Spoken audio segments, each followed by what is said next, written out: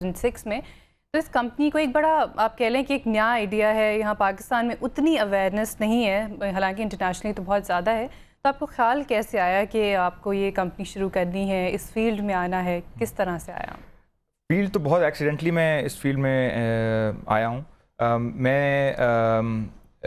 مجھے ایک اپرچونٹی ملی تھی اپنی یونیورسٹی ختم کرنے کے بعد کہ میں ایک شپنگ کمپنی جوائن کروں. وہ انہوں نے کہا تھا کہ وہ 2 سال ٹریننگ کریں گے تو کچھ سیکھنے کا موقع ملنا تھا. تو میں نے کہا کوئی نئی چیز سیکھتے ہیں. ہر بندہ بینکر بن رہا تھا ہمارے زمانے میں. تو میں نے کہا یار بڑا مشکل ہوگا اپنے آپ کو ڈسٹنگوش کرنا ایک ایسی فیلڈ میں جہاں سب لوگ جا رہے ہیں. تو کوئی نئی فیلڈ میں کوئی لا رہا ہے، آپ کو سکھا رہا ہے. اور پھر انہوں نے آن ٹاپ آف دیٹ، جو چیری آن ٹاپ جو کہتے ہیں، انہوں نے کہا ہم 2 سال بعد آپ کو باہر بھیجیں گے، آپ ایکسپیٹریٹ کریں گے. تو میں نے کہا اس سے بہتر کیا اپرچونیٹی ہو سکتی ہے. اس وقت الٹا حساب تھا، باہر جانا چاہ رہے تھے لوگ. اب تھوڑے سے لوگ واپس آنا چاہ رہے ہیں، جس طرح میں واپس آئے بعد میں. لیکن وہ میں نے اپرچونیٹی لی اور اس کے آئی ڈنٹ لک بیک. اس کے بعد جو ہے تو جہاں تک اس فیلڈ کی نالج کی بات ہے، آپ کس طرح سے ہوئی؟ ٹریننگ میں نے اس کمپنی نے مجھے ٹریننگ کرائی جس کمپنی میں میں نے جاب کیا تھا شروع میں. انٹرنیشنل ایکسپوجر، میں نے بہت ملکوں میں اسی انڈسٹری میں کام کیا ہے، ٹریول کیا ہے. بہت لوگوں سے ملا ہوں. لوگوں سے جو آپ سیکھ سکتے ہیں وہ کبھی آپ کتابوں سے نہیں سیکھ سکتے. سو میں ریلیشن شپس میں بلیو کرتا ہوں کہ ریلیشن شپس جو ہیں آپ کو مینٹین انٹرنیشنلی رکھنے چاہیے. لوکلی تو آف کورس رکھنے ہیں بزنسز کے ساتھ، اور انٹرنیشنلی رکھیں گے تو آپ اتنا ہی سیکھیں گے. ہر بندے سے آپ بات کریں گے، 10 منٹ بات کریں گے، آپ 10 نئی چیزیں سیکھیں گے. آپ کا انٹرنیشنل ایکسپوجر بھی رہا ہے، یعنی کہ آپ کے کلائنٹس یہاں پہ بھی ہیں، باہر بھی ہیں، اور ویسے بھی آپ باہر بھی رہ چکے ہیں. آپ کو کیا لگتا ہے، اور آپ نے خود ایک بزنس شروع کیا ہے، تو کسی بھی بزنس کو ڈیولپ کرنے کے لیے آپ کے خیال میں نیگوسیشن سکلز جو ہیں وہ زیادہ امپورٹنٹ ہوتی ہیں، پریزنٹیشن سکلز کیا امپورٹنٹ ہوتا ہے؟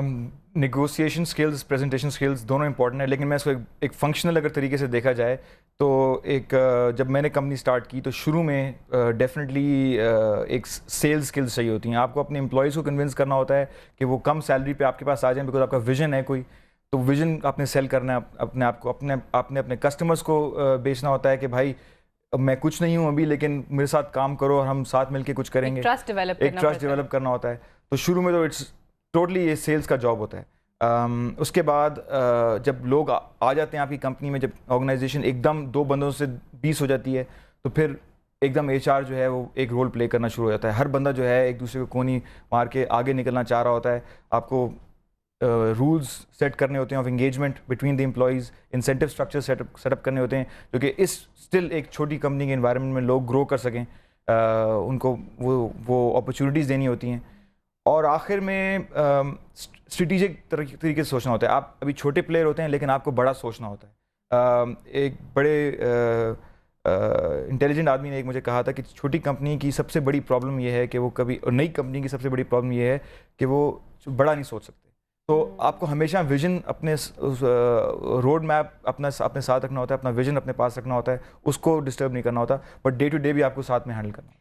اچھا عابد، اب تو آپ ماشاء اللہ CEO بن چکے ہیں. اب آپ کا اگر کچھ آپ کے ٹارگٹس دیکھیں، مائل سٹونز دیکھیں کہ کیا ہیں، تو آپ کیا دیکھ رہے ہیں آگے جاتے ہوئے؟ بالکل. مطلب اگر ہم ہر سال ڈبل نہیں اپنا ریونیو کریں تو ہم میرے لحاظ سے فیل ہو چکے ہیں اگلے 5 سال تک. آئی تھنک کہ ابھی بھی ہم فریگمنٹڈ مارکیٹ ہے، ابھی بھی ہم ایک چھوٹی کمپنی ہے. ہمیں اور گرو کرنا ہے ڈیفینیٹلی. اور اس کے ساتھ ساتھ ہمیں ایک انٹیگریٹی مینٹین کرنی ہے، اپنی ریپوٹیشن مینٹین کرنی ہے، اپنے ریلیشن شپس جو ہمارے ساتھ ایسوسیٹڈ ہمارے پارٹنرز ہیں، جو کہ ہمارے کسٹمرز ہیں، جو کہ ہمارے وینڈرز ہیں، جو ہمارے امپلائیز ہیں، ان کو سب کو ساتھ لے کے آگے چلنا ہے. آپ نے ریپوٹیشن بنائی کیسے؟ اور جہاں تک اویئرنیس کی بات ہے، آپ نے کس طرح سے اویئرنیس کریٹ کی پاکستان میں اسپیسیفکلی؟ ریپوٹیشن کس طرح بنائی؟ ریپوٹیشن اس طرح بنی کہ میں بہت اسٹریٹ فارورڈ آدمی ہوں، جو اسٹریٹ فارورڈ بات کر دیتا ہوں. تو لوگوں کو یہ بات ایک یونیک چیز لگی پاکستان میں. جب میں واپس آیا تو لوگ کہتے تھے کہ شروع میں کہتے تھے بہت منہ پھٹ ہے، پھر بعد میں ان کو سمجھ آئی کہ یار جو بندہ جو کہہ رہا ہے صحیح کہہ رہا ہے. مطلب ہماری انڈسٹری میں ایکچولی انٹیگریٹی ایک سوال ہے. تو اس کو میں نے کیٹر کرنے کی کوشش کی، بالکل سیدھی بات کرنے سے. اس کے علاوہ جو ہے اویئرنیس اس طرح بڑھائی کہ ہمارا B2B ہے، یعنی کہ بزنس ٹو بزنس ہے. سو ہمیں کوئی کنزیومرز کو اخبار میں دے کے اٹریکٹ نہیں کرنا ہے، ہمیں کسٹمرز کو وزٹ کرنا ہے. تو لوگوں کے دروازے کھٹکھٹائے اس طرح. تو اس لحاظ سے تو آپ کی مارکیٹنگ کا تو بجٹ نہیں ہوتا ہوگا؟ مارکیٹنگ کا بجٹ ہوتا ہے بٹ وہ ایک سیگمنٹ ہے جس کو ہم ٹارگٹ کر رہے ہوتے ہیں, ایک بزنس سیگمنٹ کو ٹارگٹ کر رہے ہوتے ہیں. اس کی مارکیٹنگ ڈفرینٹ طریقے سے ہو رہی ہوتی ہے. ایونٹس ہم کرتے ہیں, کبھی کبھی ہم ڈنرز کرتے ہیں بڑے بڑے لحاظ سے, سوشل گیدرنگس کرتے ہیں, یہاں ہمارا کافی بجٹ ضائع ہوتا ہے. عابد اس پر ہم مزید بات کریں گے, لیکن اس تک ہم چلتے ہیں ایک بریک کی طرف. بریک سے واپس آئیں گے اور ہم بات کریں گے E2E سپلائی چین مینجمنٹ کی اوور آل پرفارمنس پر اور ان کی فیوچر پلانس پر. دیکھتے رہیے ایگزیکٹو ڈائلاگ.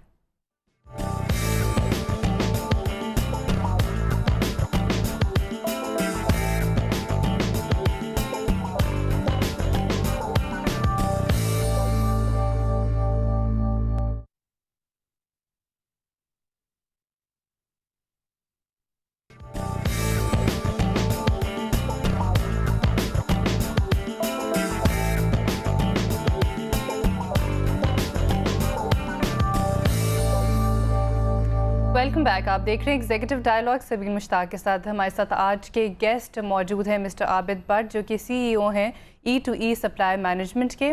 ان سے ہم بریک سے پہلے جہاں ان کی پروفیشنل اور ایجوکیشنل لائف پر بات کر رہے تھے, اب ہم بات کریں گے ان کی کمپنی کی اوور آل پرفارمنس پر.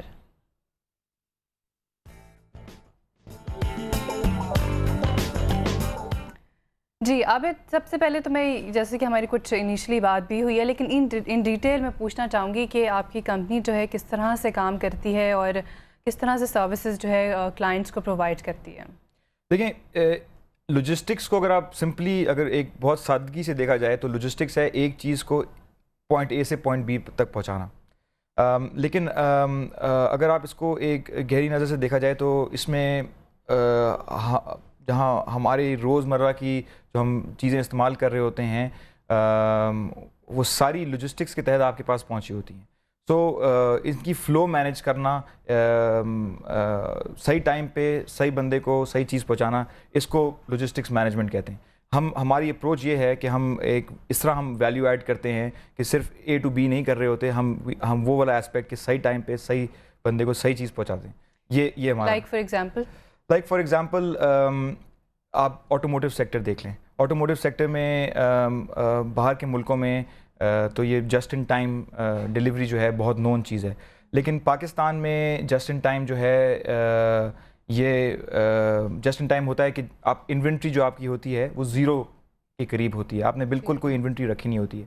جیسی آپ کے پاس انوینٹری آتی ہے آپ اس کو استعمال کرتے ہیں اور اپنی پروڈکشن میں ڈال دیتے ہیں. تو جسٹ ان ٹائم انٹروڈیوس کروایا ہے ہم نے یہاں. پھر ہم نے اپنی فل ٹرک لوڈ ٹرانسپورٹیشن میں ہم نے آئی ٹی میں بہت انویسٹ کیا ہے اور ٹریک اینڈ ٹریس کے تھرو ہم نے اس کو آگے بڑھایا ہے, جو کہ ابھی تک اگر آپ دیکھیں 95% جو ہیں وہ پرانے سٹائل سے یہ کام ہو رہا ہے. تو ہم ون آف دا پائنیئرز ہیں جنہوں نے اس کو تھوڑا سا ماڈرنائز کیا ہے اور کرتے رہیں گے.